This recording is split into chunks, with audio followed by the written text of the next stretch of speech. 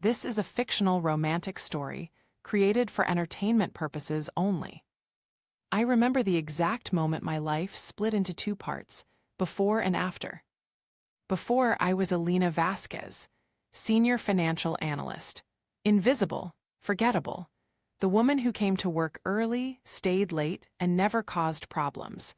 The woman who hid bruises under long sleeves and smiled through cracked ribs because showing weakness wasn't an option.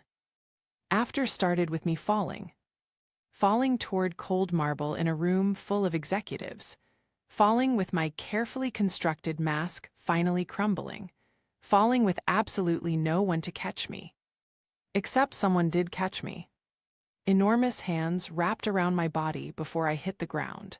Hands that belonged to Dominic Castellano, the most feared man in the city, the MAFIA boss whose name made powerful people whisper. The man I'd spent 8 months avoiding eye contact with because looking at him made me forget how to breathe. When he saw what I'd been hiding, when he saw the purple and black marks covering my body, something in his eyes shifted from concern to something far more terrifying. What happened next didn't just change my circumstances. It rewrote my entire existence. Before we continue, I have a small request. We're working toward 10,000 subscribers, and every single one of you matters more than you know. If this story resonates with you, please hit that subscribe button. And I'd love to hear from you. Drop a comment telling me where in the world you're listening from. Connecting with you is the best part of sharing these stories. Now, let me take you back to the morning everything changed. I shouldn't have come to work that day. I knew it from the moment my alarm went off at 5:30 a.m., pulling me from a restless sleep filled with nightmares. My body screamed in protest as I tried to sit up. The bruises on my ribs had bloomed overnight, spreading across my torso like some grotesque flower. Purple and black and sickly yellow at the edges where the older injuries were starting to heal. Marcus's handiwork. My ex-boyfriend's final message about what happens to women who dare to leave him. I stood in front of my bathroom mirror, cataloging the damage with detached efficiency. Cracked ribs, probably, definitely bruised. Finger marks on my upper arms from where he'd grabbed me. A boot print on my left side from when I'd fallen and he decided I hadn't learned my lesson yet. The face staring back at me in the mirror looked hollow. Dark circles under my eyes, cheekbones too sharp from weeks of being too stressed to eat properly, lips pressed into a thin line to keep from crying. I could call in sick, but calling in sick meant questions, meant concerned emails from HR, meant the possibility that someone might start connecting dots between my absences and Marcus Webb's increasingly volatile behavior in the procurement department. No one knew we dated. No one knew I'd broken up with him 3 weeks ago when I discovered what he really was, the connections he had, the things he was capable of. No one knew he'd cornered me in the parking garage Monday night and taught me exactly what happened to women who embarrassed him. So I did what I always did. I survived. I chose my most conservative blouse, the one with the high collar that would hide the bruises on my neck. Long sleeves despite the warm weather. A blazer that would add another layer of coverage. I applied makeup carefully, concealing the exhaustion, creating the mask of a professional woman who had everything under control. The drive to Castellano Enterprises felt longer than usual. Every bump in the road sent pain radiating through my torso. By the time I pulled into the parking garage, the same parking garage where Marcus had attacked me just 3 days ago, my hands were shaking on the steering wheel. I sat there for a long moment, staring at the concrete pillar where it had happened, where he'd slammed me against the rough surface and whispered exactly what he'd do to me if I ever told anyone, where I'd curled into a ball on the ground while he kicked me and told me I was nothing. You're nothing, Elena. You're nobody. And if you think anyone in this building gives a damn about you, you're even more pathetic than I thought. His words echoed in my mind as I forced myself out of the car, forced myself to walk to the elevator, forced myself to smile at the security guard who greeted me with his usual cheerful wave. Just get through today, I told myself. Just survive today, and then you can figure out what to do next. I had no idea that what to do next was about to be decided for me.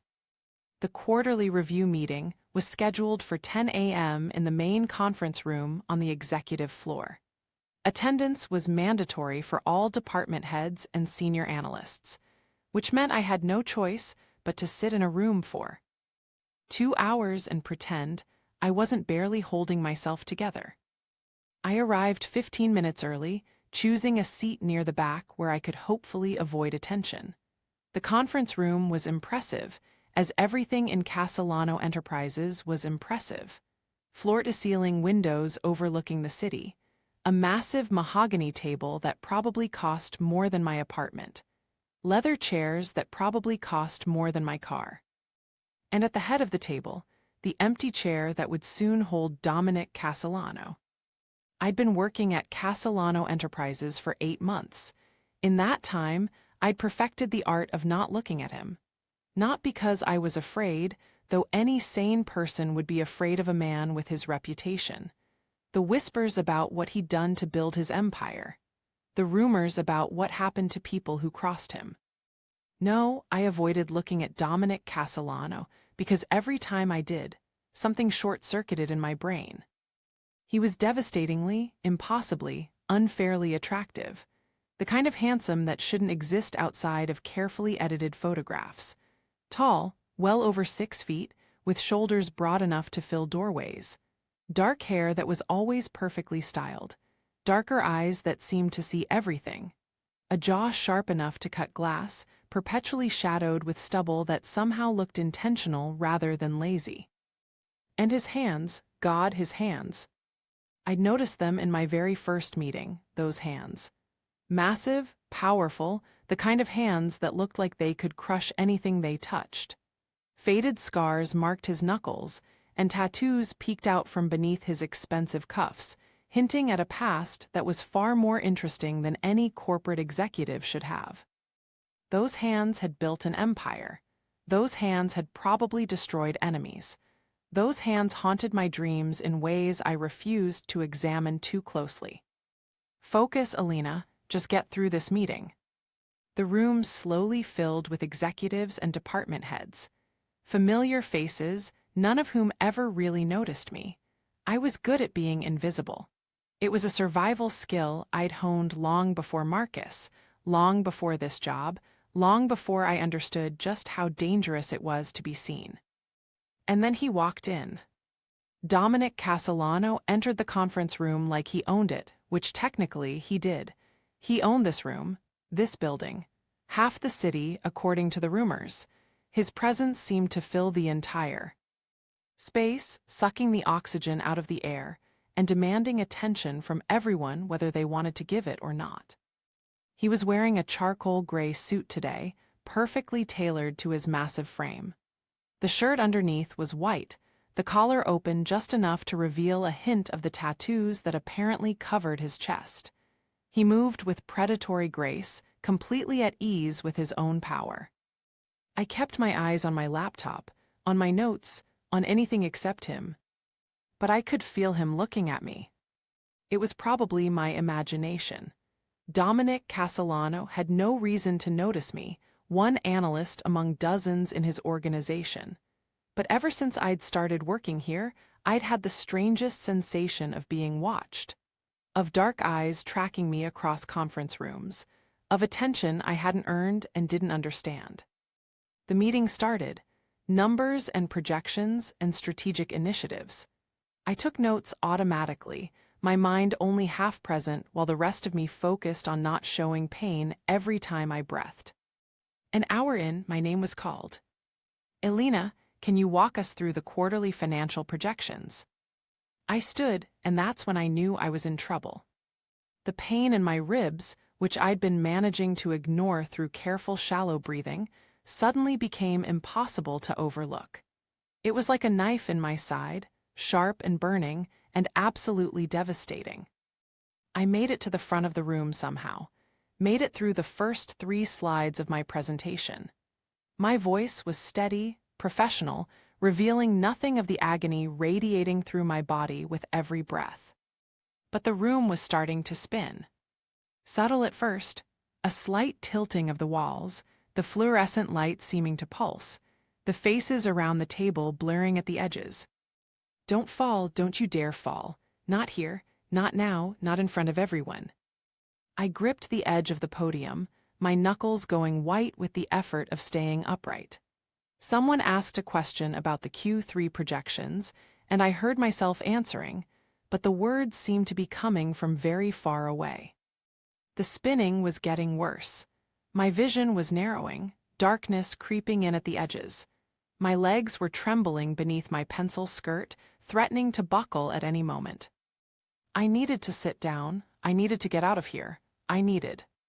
The floor rushed up to meet me. I had one moment of crystal-clear awareness. I was falling, and there was nothing I could do to stop it. Everyone was going to see me collapse. Everyone was going to see the bruises. Everyone was going to know I'd been lying. And then massive hands caught me before I hit the marble. I came back to consciousness, wrapped in warmth and strength. For a disorienting moment, I had no idea where I was or what had happened.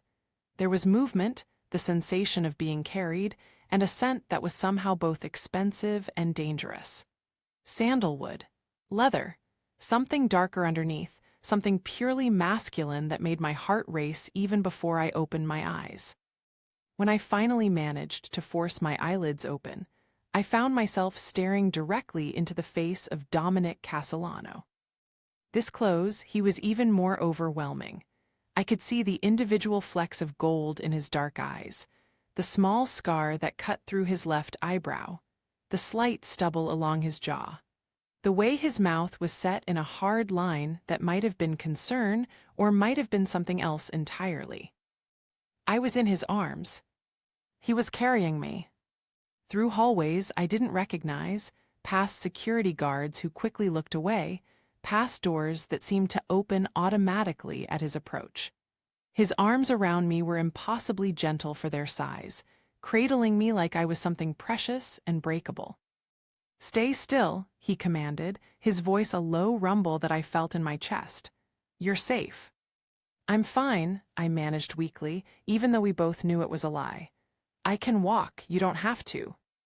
"You fainted in the middle of a presentation, Elena." My name on his lips did something strange to my stomach. "You're not fine, and you're not walking anywhere until I understand what's happening." It was just low blood sugar, or dehydration, or you're going to stop lying to me and tell me why you've been hiding injuries for the past week. My blood ran cold. Every muscle in my body tensed, which sent fresh waves of pain through my ribs and made me gasp. His arms tightened. "Easy," he murmured. "Easy, I'm not going to hurt you, but you're going to tell me the truth about everything." "I don't know what you're talking about." "Yes, you do." His jaw was tight, his eyes never leaving my face. "I've been watching you for months, Elena. I notice everything in my building, every flinch when someone moves too quickly, every time you press your hand against your side when you think no one's looking, every long sleeve in warm weather, every high collar, every careful way you've been moving for the past week." We reached a private elevator. The doors opened immediately, as if the building itself recognized his authority. He carried me inside, and the doors closed behind us, sealing us in together.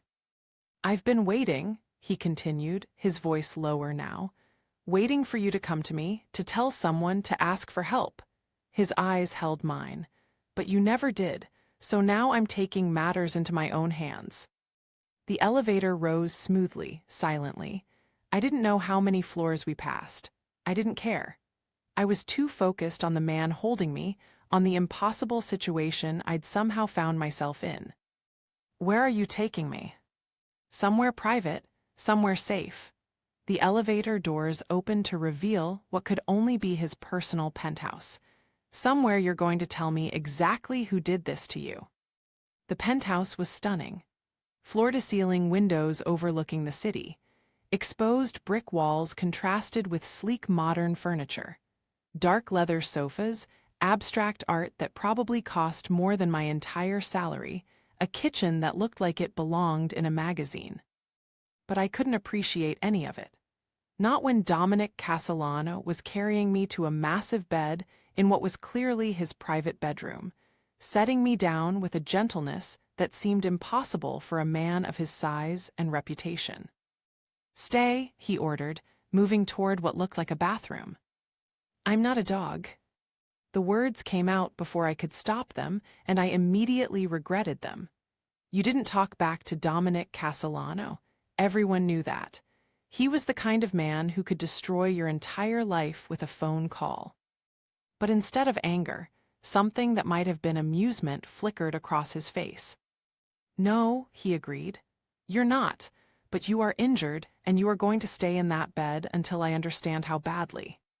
He returned with a first aid kit and sat on the edge of the bed. This close, I could feel the heat radiating from his body. Could see the tattoos on his forearms where he'd pushed up his sleeves. Could smell that intoxicating scent that was somehow both danger and safety at the same time. "Your blouse," he said flatly. "Lift it." "Excuse me." "I need to see what we're dealing with. Lift your blouse." My face burned with embarrassment. "I'm not, you can't just." "Elena," my name in his voice was a command all by itself. "I've run this organization for 15 years. I've seen every kind of injury you can imagine and several you can't. I'm not asking because I want to embarrass you. I'm asking because I need to know how badly you're hurt." Something in his expression made me believe him, or maybe I was just too exhausted to fight anymore. Either way, my hands were trembling as I slowly raised the hem of my blouse. The fabric stuck to some of the wounds where they'd started bleeding again. I whimpered as it pulled away from my skin, the pain sharp and immediate. And then I heard Dominic Castellano, the most feared man in the city, make a sound that was barely human. For a long moment, he just stared at the damage. The bruises that covered my entire left side, deep purple and black and sickly yellow. The boot print on my ribs, still clearly visible. The finger marks on my arms. The places where the skin had split and bled and started to scab over. When he finally spoke, his voice was deadly quiet. "Who?" I couldn't answer. My throat had closed up completely. "Elena." His hand reached out, hovering just above the worst of the bruising. Not touching, but close enough that I could feel the heat of his skin. "I need you to tell me who did this to you. And I need you to understand that the only thing keeping me from destroying everything in my path right now is that I don't yet know which direction to point my rage." "It doesn't matter." "It matters to me." His eyes met mine, and what I saw there stole my breath away. Not just anger, not just fury, something deeper, something possessive and protective and absolutely terrifying. "Everything about you matters to me. And whoever put their hands on you is going to learn exactly what that means." The words cracked something open inside me. A dam I'd been holding for days, weeks, maybe years. And suddenly I was talking, the words spilling out of me like water through a broken wall. "Marcus Webb, he works in procurement. We dated for 6 months. I broke up with him 3 weeks ago when I found out about his connections, about what he really was. He didn't take it well. The bruises are fresh, 2-3 days at most. He found me in the parking garage Monday night. Your parking garage in your building. He said I'd embarrassed him by ending things, that I needed to learn my place, that no one leaves Marcus Webb without consequences." Dominic's hands had curled into fists so tight his knuckles were white. "He did this to you in my building." I tried to fight back. I tried to scream, but he had his hand over my mouth and I couldn't. My voice broke. I couldn't do anything. He's bigger than me, stronger than me, and no one came. No one heard, no one. "Stop," the word was gentle but firm. "None of this is your fault. Do you understand me? None of it." He stood abruptly, pulling out his phone. "Enzo, I need Marcus Webb from procurement brought to Warehouse 7. Now, not in an hour. Not when it's convenient. Now." A pause. I don't care if he's in a meeting with the Pope. Find him and bring him to me, and Enzo, make sure he understands this isn't optional." He ended the call and turned back to me, his expression slightly softer now. "You need a doctor." "No hospitals," I said quickly, panic rising in my chest. "They'll ask questions, they'll file reports. They'll Marcus his friends in the police department. He'll find out I talked and he'll." "Elena, look at me." I looked. "I have a private physician. No hospitals, no reports, no police involvement, just a doctor who will treat your injuries and keep her mouth shut about everything she sees." He sat back down, closer this time. "Do you trust me?" The question was absurd. I'd known this man for 8 months and never exchanged more than a few professional words with him.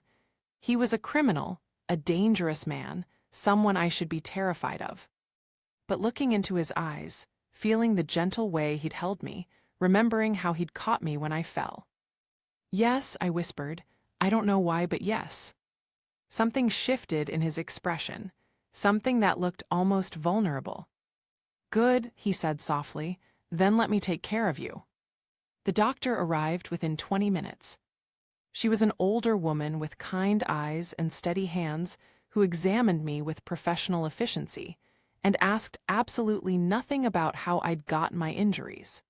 If she was surprised to find a battered woman in Dominic Castellano's private bedroom, she didn't show it. 3 cracked ribs," she announced after a thorough examination. "Significant soft tissue damage. Some of these wounds are borderline infected and need proper cleaning. She's lucky nothing punctured a lung." She gave Dominic a knowing look. "Complete rest for at least 2 weeks. Painkillers for the first week, then we'll reassess. No strenuous activity of any kind."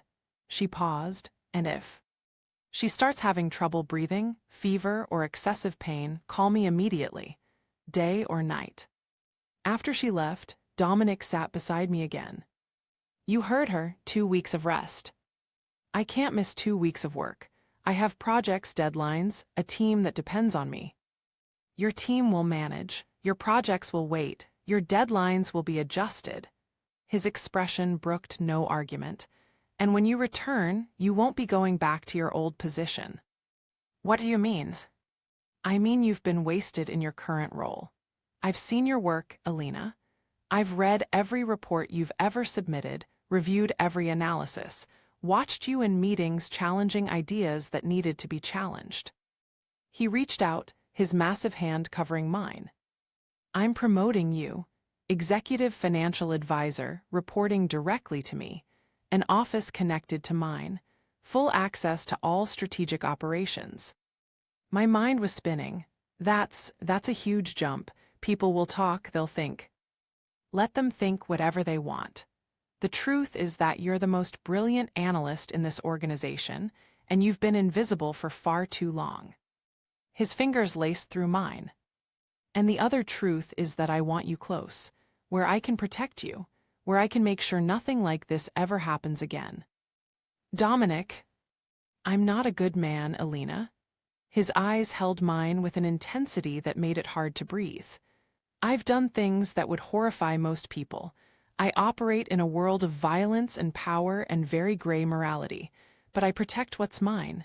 Absolutely, completely, without mercy." His grip on my hand tightened. "And from this moment forward, you're mine, whether you've accepted it yet or not." The words should have scared me, should have made me assert my independence, demand to leave, insist that I didn't need his protection or his possessiveness. But the truth was, no one had ever wanted to protect me before. No one had ever looked at me like I mattered, like I was worth fighting for, like I was something precious. And in that moment, being Dominic Castellano's didn't feel like a loss of freedom. It felt like finally being found. His phone buzzed. He glanced at it, and his expression hardened into something cold and predatory. "They have him." He stood, buttoning his jacket with practiced efficiency. "Where are you going?" "To make sure Marcus Webb understands exactly what happens when someone hurts something that belongs to me." He leaned down, pressing a gentle kiss to my forehead. Sleep. The painkillers will help. I'll be back in a few hours. What are you going to do to him? He paused at the door, looking back at me with an expression that was somehow both tender and terrifying. Whatever I have to, whatever it takes to make sure you're never afraid again. And then he was gone, leaving me alone in his penthouse with a racing heart and the terrifying realization that I didn't want him to stop. The next 3 weeks were a strange kind of limbo. I stayed in Dominic's penthouse, which I'd protested exactly once before realizing it was pointless.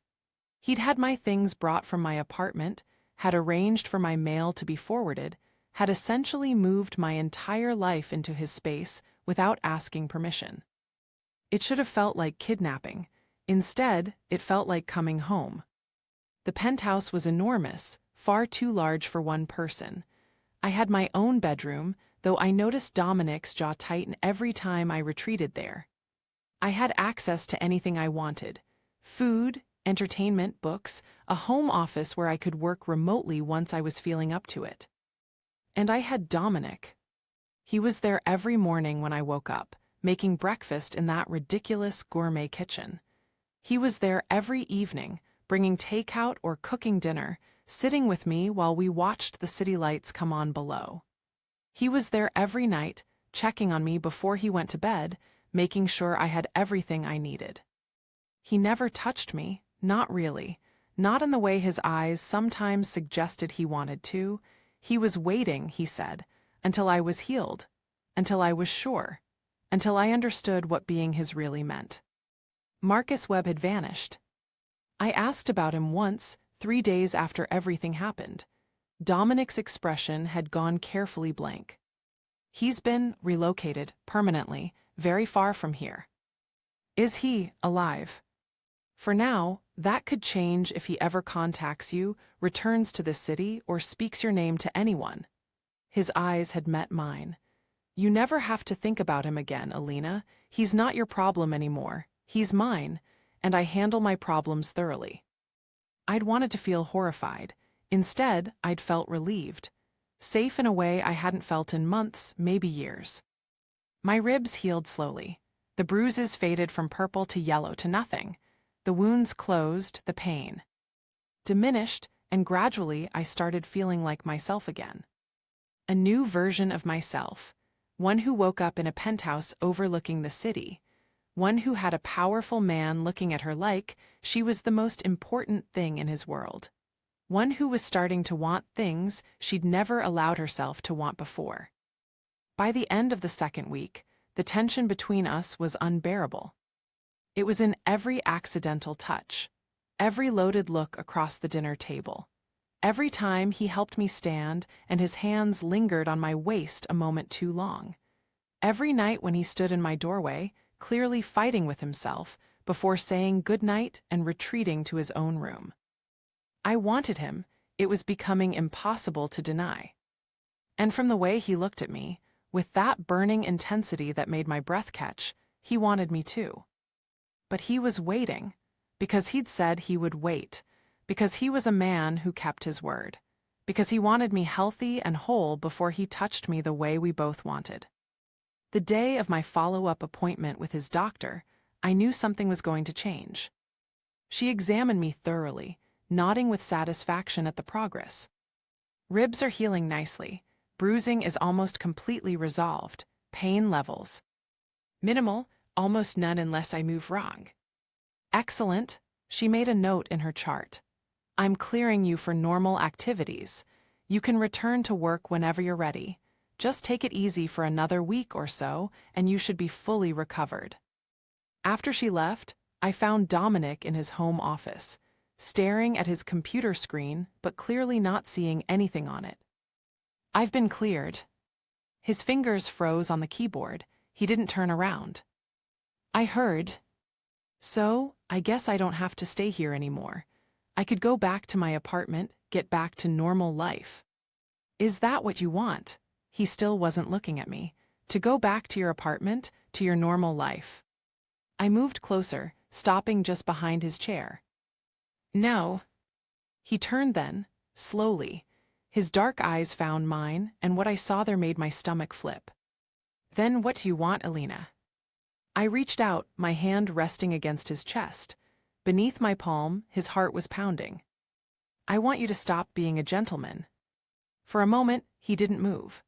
Just stared at me with those intense dark eyes, his massive hands gripping the arms of his chair like he was fighting for control. "Be very sure," he said, his voice rough. "Because once I start, I'm not going to stop. Once you're mine, that's forever. I don't do halfway, I don't do temporary, I don't share, ever. I've never been more sure of anything." His control snapped. One moment I was standing, the next he was on his feet, his mouth claiming mine in a kiss that was anything but gentle. 3 weeks of waiting, of tension, of carefully maintained distance, all of it poured into that kiss. His hands were everywhere. In my hair, on my waist, sliding up my back.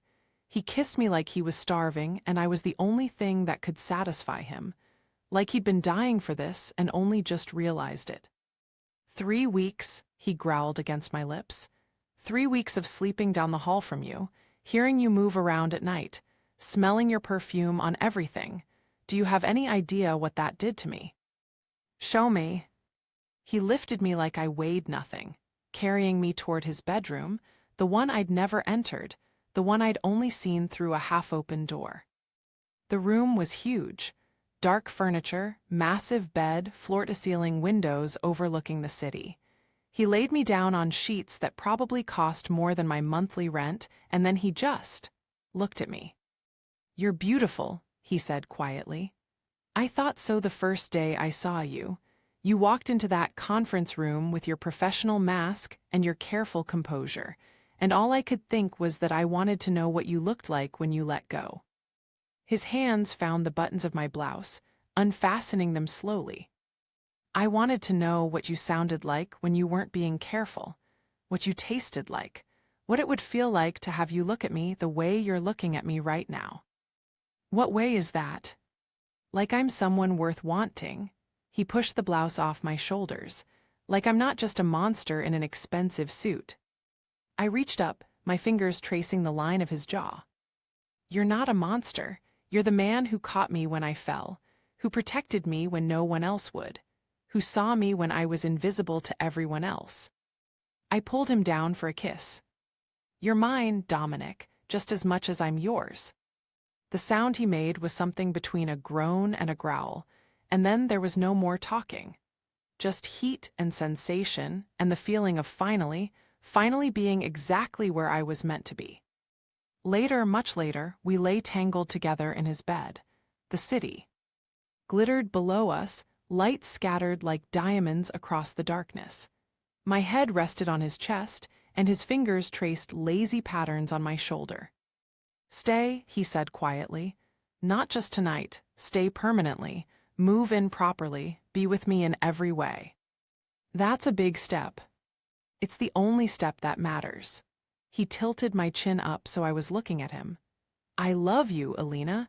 I think I have since the first moment I saw you, and I want to spend the rest of my life making sure you never regret choosing me."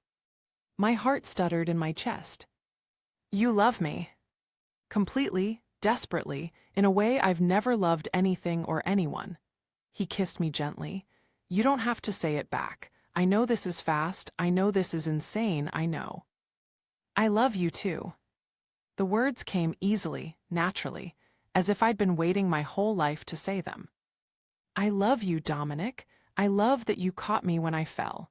I love that you waited until I was ready. I love that you make me feel safe for the first time in my entire life." His smile was brilliant, transforming his dangerous face into something almost boyish. "Then stay." "I'll stay, for as long as you want me." "Forever, then," he pulled me closer, "because that's how long I'm going to want you, forever." 6 months later, I stood on the balcony of our penthouse, watching the sun set over the city. The ring on my finger caught the fading light, throwing tiny rainbows across my skin. Our penthouse, our life, our forever. Dominic had proposed the month before. Not in any dramatic way, just a quiet moment in the kitchen while we were making dinner together. He'd pulled out the ring, looked at me with those intense dark eyes, and said, "I want forever. Tell me you want it too." I'd said yes before he finished the sentence. The wedding was planned for spring. Small, private, just the people who mattered. But everyone in Dominic's world already knew. Elena Vasquez was becoming Elena Castellano, and that meant something in circles I was only beginning to understand. My new position at the company had been everything he'd promised. Challenging work, real responsibility, a seat at the table where decisions were made. I'd proven myself a dozen times over, and not just because I was with the boss. I was good at my job, and now everyone knew it. And Dominic was everything. Protective but not controlling, possessive but never smothering. He gave me space to grow, to work, to become the woman I'd always wanted to be. And he was there every night, holding me, loving me, making me feel like the most precious thing in his world. Arms wrapped around me from behind, and I leaned back into his solid warmth. "What are you thinking about?" he murmured against my hair. "How different my life is now, how different I am." "Good different." "The best different." I turned in his arms, looking up at his face. A year ago, I was invisible, broken, hiding bruises and praying to just survive each day. And now you're about to marry the most dangerous man in the city. And now I'm happy, truly, completely happy. I reached up to trace the line of his jaw. "You changed everything, Dominic. When you caught me that day, you didn't just save me from hitting the floor. You saved me from disappearing completely." He pulled me closer, his arms tightening around me. "You saved me too, from a life of power without purpose, from endless nights in an empty penthouse, from believing I was too much of a monster to deserve love." His lips brushed mine gently. "You showed me that even dangerous men can be gentle. Even broken women can be strong. And together, we can build something beautiful." We built it together. "We did," he smiled, that rare, genuine smile that was only for me. "And we're going to keep building, for the rest of our lives." As we stood there, wrapped in each other, watching the city lights flicker to life below us, I thought about everything that had led to this moment. The pain, the fear, the falling. And the catching. Sometimes you have to fall completely before you can find where you truly belong. Sometimes the most dangerous choice is the only one that can save you. Sometimes the hands that look like they could destroy the world are the same hands that hold you like you're the most precious thing in it. I fell at that meeting, bruised and broken and unable to stand. And Dominic Castellano's huge hands didn't just catch me. They changed my fate entirely. So that's my story, from broken to beloved, from invisible to irreplaceable, from falling to being caught by the one person who would never let me go. Now I want to hear from you. Do you think Dominic was right to handle Marcus the way he did? Was violence justified when the legal system would have failed me? Or did he cross a line that can't be uncrossed? When Dominic said I was his, that he didn't share, some people might see that as problematic.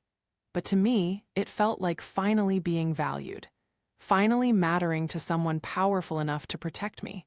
What's your take? Is there a difference between possessive love and toxic control? Where do you draw that line? I'm genuinely curious.